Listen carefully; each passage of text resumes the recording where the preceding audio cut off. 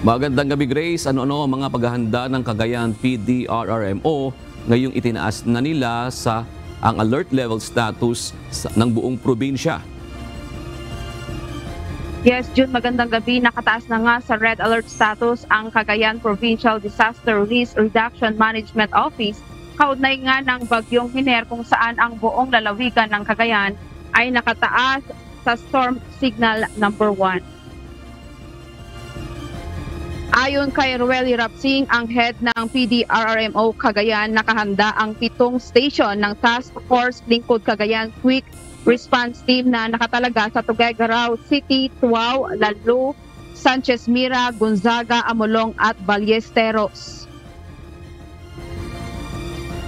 All municipalities are under tropical cyclone wind signal number 1 na.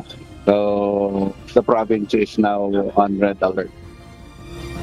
Dagdag pa ni Rapsing na nakahanda na rin ang kanilang floating assets at iba pang kagamitan at naka-standby na rin ang mga rescuers para sa posibleng rescue operations. All assets and personnel naka-in place naman na yung quick response stations natin, and so as their assets, floating and land assets.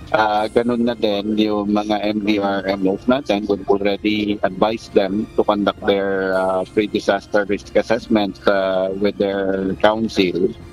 And we've already activated the incident management team.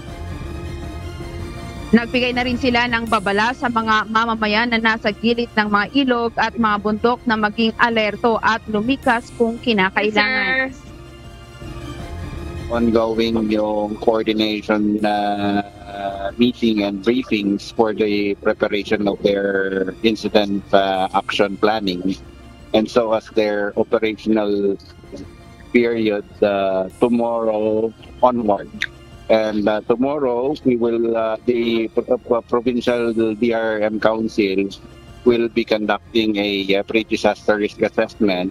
And there, yung ating incident management teams will be reporting and updating the council of the preparedness and also the deployment, the pre-deployment of assets and personnel. Idinagdag pa niya na nakipag-ugnayan na rin sila sa Philippine Coast Guard para matiyak na walang lalabag sa no-sail policy kung bunsod ng sama ng panahon.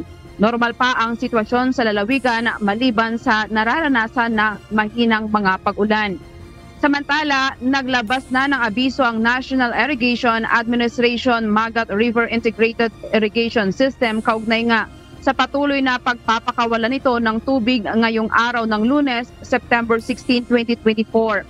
Ayon sa pamunuan ng National Irrigation Administration, 2 gate ng dam ang nakabukas ng 3 metro kung saan naglalabas ito ng 532 cubic meters per second na tubig.